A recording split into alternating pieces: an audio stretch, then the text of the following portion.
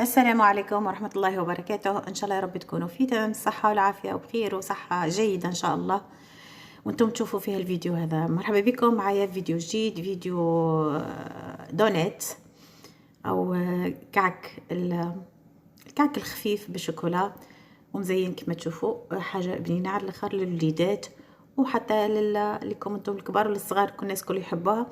تجي هشة وخفيفة وبنينة وتذوب في الفم، وما هياش حلوة برشا وما تشربش الزيت نهائيا.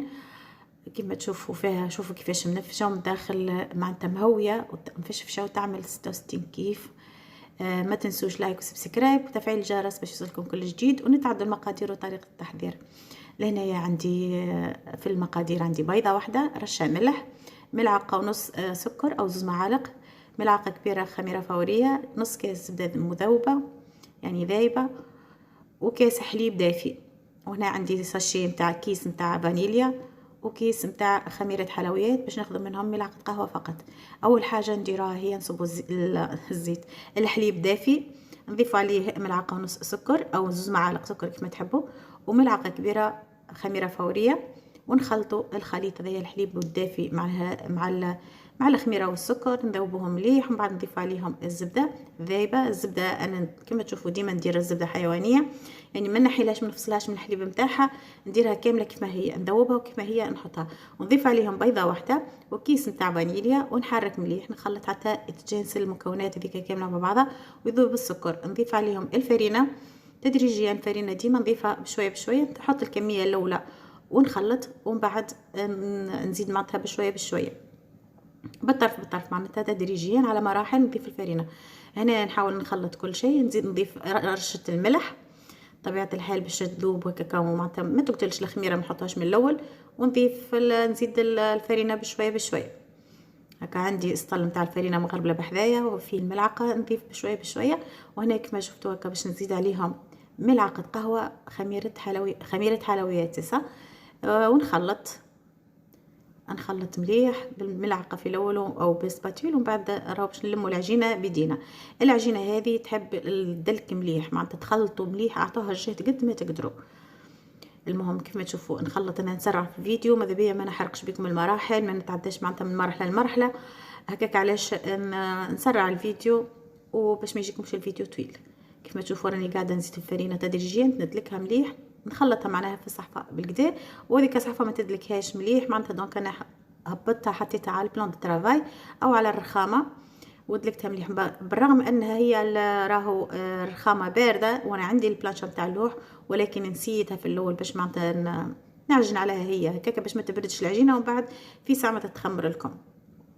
ندلكوا العجينه مليح مليح، قعدت ندلك فيها تقريبا 10 دقائق حتى ولات عجينه ملساء ما تتقطعش من بعضها، مليح مليح معناتها بالكدا بالكدا. عجنها مليح، بعد ما عجنتها مليح هكا نكورها ونلمها لبعضها، وباش نحطها في الصحفه نتاعها نخليها تتخمر. نسوي العجينه نتاعي مليح باش ما تفيدليش معناها من الصحفه، لانها صحفه مطروحه واسعه.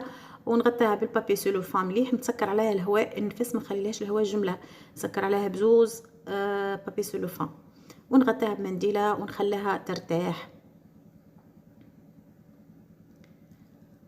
كيف ما شفتوا غطيتها معناتها دوبل، معناتها البابي سولوفان دوبل بالطول وبالعرض باش هكاك ما نخليهاش حتى بلاصه منين يخرج منها الهواء.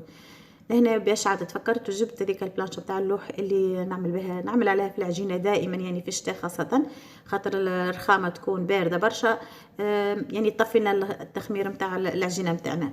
نهبط هذيك الخميره اللي فيها الانتفاخ هذاك اللي تنفخت كل، نهبط الهواء اللي فيها الكامل، نحاول نخرجه. ومن بعد باش نبدا نشكلها ونحل العجينه على هيك البلانشة، نحط شويه فرينه بطبيعه الحال باش ما تلصقش، ونحط عليها العجينه نتاعي ونحلها شويه بدايه من الاول، ومن بعد نحلها بالقلقال.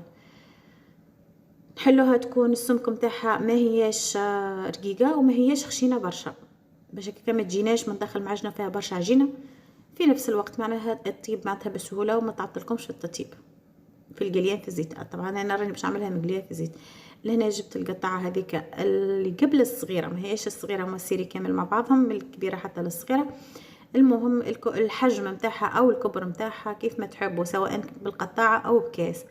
ولهنا عندي ذاك القمع نتاع الكريم شانتيه ولا واحد هكا نتاع التزيين، وباش نحي به هذيك الدور، نعمل به نشكل به الدور اللي في الوسط، مش باش نحي به العجينه اللي في الوسط يعني نقصد. ومن بعد نحطهم على ورق الطبخ او يعني ورق يعني اي، المهم هو ورق الطبخ ديما يكون احسن، لان معناتها حتى صحيا يكون خير معناها من ورقه كراسه او ورقه عاديه. ونخليهم على جنب يتخمروا. انا كملتهم كاملين باش ما يبقاش الفيديو طويل عليكم. بعد ما كملتهم لهنا باش نبدا نقلي فيهم. شفتوا كيفاش تخمروا، وتقريبا ضاعف الحجم تاعهم شويه بعد 10 دقائق او 15 دقيقه. لهنا على الزيت سخون، سخنت الزيت انا راهو بديت معناتها بديت قليت يعني جربت الزيت الزيت، ولكن كنت سخايله الكاميرا تصور وهي ما صورش، فهكا نوري لكم كيف ما تشوفوا تحسوا الزيت نتاعكم سخن.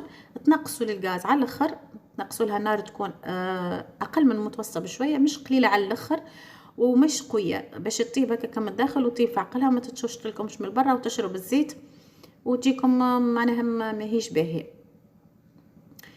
نحطوا بالكعبات كما شفتوا كيفاش سقطتهم في الزيت، ونخليهم يطيبوا في عقلهم. راني هنا مسرعه الفيديو، راهي تقريبا كل طرحه نعملها نحطها تقعد تقريبا حكايه 4 دقائق 3 دقائق 4 دقائق ونص هكاك. عندي بالعود الشواء او اي حاجه اداه معناتها تقلبوا بها وتهزوا بها هكا، انتم حرين يعني حسب المعون اللي عندكم يعني والادوات اللي عندكم في المطبخ. المهم كيف ما شفتوا راهي اسهل معناتها كي تهزوها على الورقه. فما اللي يهزوها بيديهم هكاك، لكن يلزم تكون ايدك خفيفه عليها على الاخر باش هكاك ما تعملكمش توابع، او يعني تحط يعني تخلي بلاصه في اليد، بلاصه اليد معناتها تضبط لكم الخميره نتاع الدونات اللي عندكم. ونقلبوهم بهذاك العود نتاع الشواء بشويه بشويه، نقلوهم في زيت تكون كما قلت لكم اقل من متوسط النار باش هكاك معناتها يطيبوا لكم بالكدا. وحتى نكمل نقليهم كاملين. ومن بعد باش نخلوهم حتى يبردوا ونحضروا لهم الزينه تاعهم. وفما اللي يحب يعمل لهم بالسكر، يرشهم بالسكر من برا معناتها كيما البلبلوني، راهي تجي بنينه حتى هي يعني ومزيانه وسمحه معناتها، واخف اللي ما يحبش الحلاوه برشا. واللي يحب الحلاوه كيزينها بالشوكولا من الفوق معناتها تجي سمحه، خاصه الصغار يحبوها على الاخر، حاجه معناتها ديما مطلوبه برشا، هذه من الحاجات المطلوبين برشا عند الصغار. المهم نكمل نطيبهم كاملين ونخليهم يبردوا شويه. ومن بعد لهنا عندي عندي 100 غرام شوكولاته. انا جبت البيبيت شوكولا بصراحه، ما عنديش شوكولاته يعني ذيك الاصليه نتاع التغليف، ولكن حتى البيبيت شوكولا ما بيهاش حتى هي 100 غرام بيضه و100 غرام كحله، او 100 غرام شوكولاته بالحليب و100 غرام شوكولاته بيضه كما تشوفوا. ذوبتهم شويه في الميكرووند معهم زوز مغارف زيت، زوز معالق كبار زيت نباتي طبعا ولا زبده مذابه، المهم الزبده تكون ما فيهاش الماء. وكيف ما شفتوا التزيين راهو ساهل على الاخر، الناس الكل تعرف كيفاش تزينه، ولكن انا راني معناتها قاعده نشرح بالتفصيل للبنات اللي مازالوا معناتها ما متعودينش على الكوجينه ومازالوا معناها يتعلموا هكا حاجه، نحب نحطها لهم بالتفصيل ونعطيهم الوصفه من قلبي معناها وبكل روح رياضيه كما يقولوا.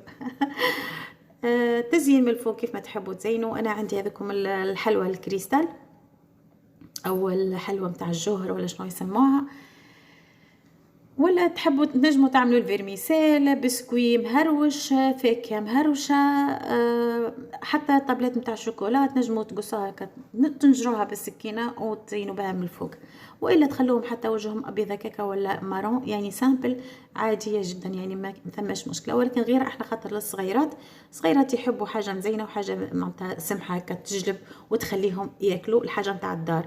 كما تعرفوا الصغار راهم يحبوا الدونات على الاخر والحاجات اللي كما هكا معناتها يحبوها صغار ويحبوا ياكلوها وديما يشراها من برا. دونك معناتها كي تعمليها لهم في الدار لوليداتك هكا تكون حاجه انظف وانت عملتها بايدك، حاجه تعمل الكيف، مش 66 كيف اليوم خليناها 66 تعمل كيف برك.